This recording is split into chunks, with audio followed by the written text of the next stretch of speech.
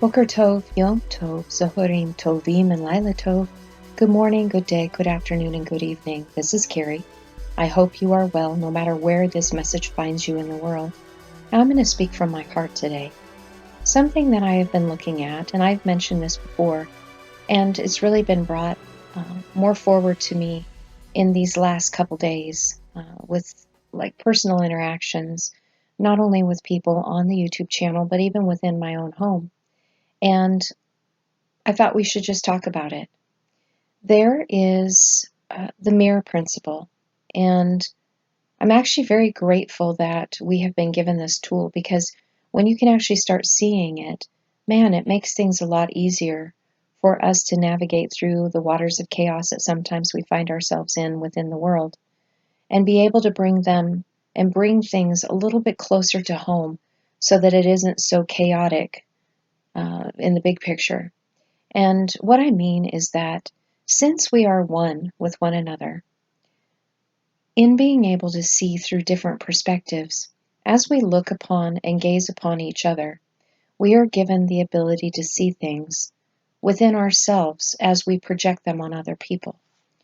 This by no means is a way where I am judging anyone or I am speaking down upon somebody or I'm trying to elevate myself up in a prideful position. This is just a tool that I found to be helpful that I'm sharing.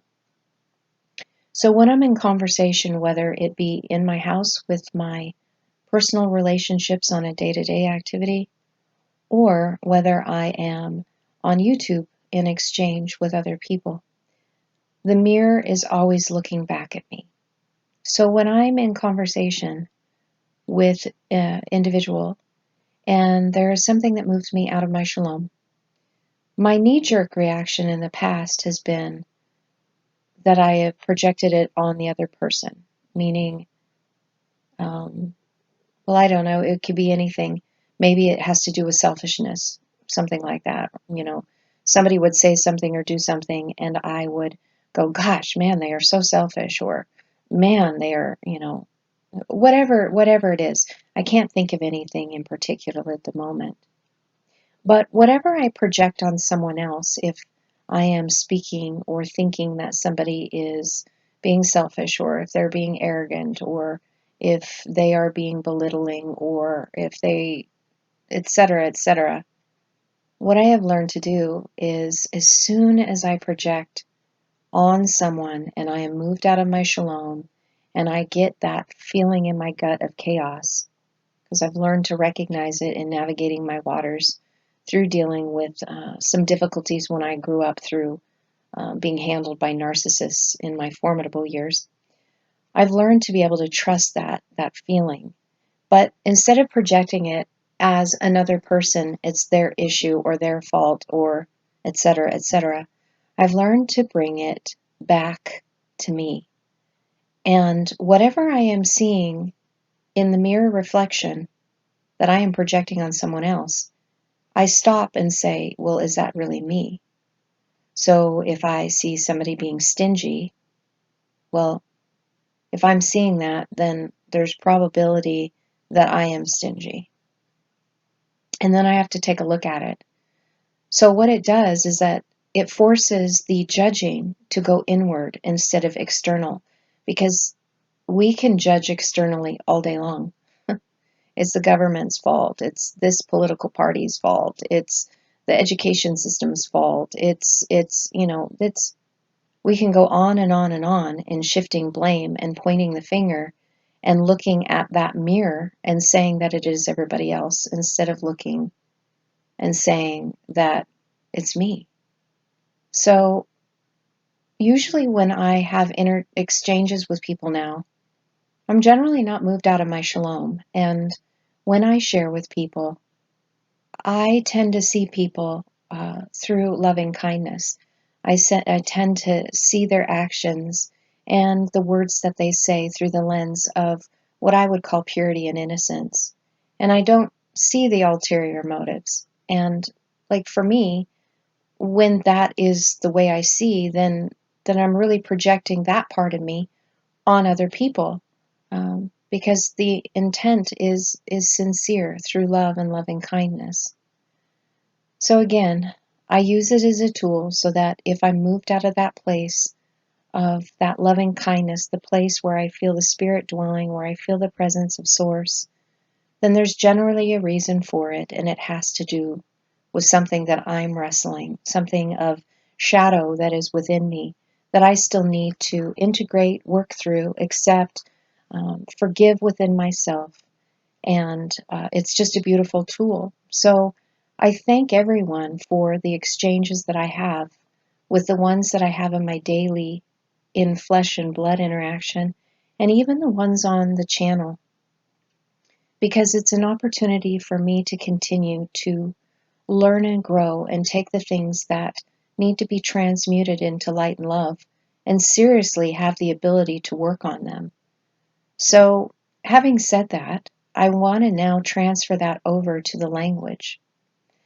Because even if you do not have interaction with people right now, and since many of us we've had to experience this lockdown that has been pushed upon the entire world, our activities with people are limited now. We usually just are we're dealing with people through the internet now, through YouTube or Facebook or Twitter or whatever it is.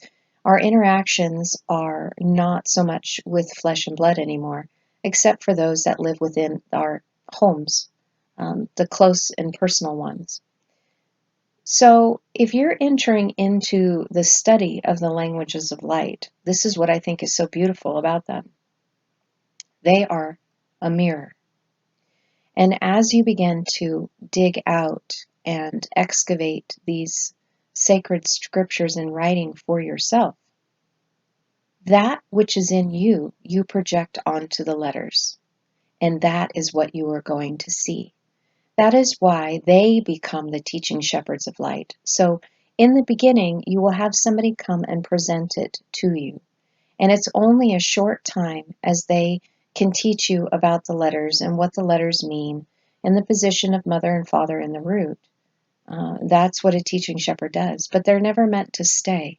They're only meant to give you a tool. Just like the mirror in the reflection that we have through interactions with people is a tool. Well, the letters are a tool. And somebody needs to come and share those with you if that is what you are seeking. So then the letters of light and love become your mirror. And no matter what is in you, on the inside of you, that is what you're going to see. So in the past, when I was more in a state of duality in judging good and evil, right and wrong, black and white, I saw judgment. I saw punishment. I saw that there were those who were righteous and those that were evil, and that the evil ones were going to be punished. But that was things that were within me that I was projecting on the language. Things that I wasn't really willing to accept or see within me, so I was projecting it on other people, or rather, the languages.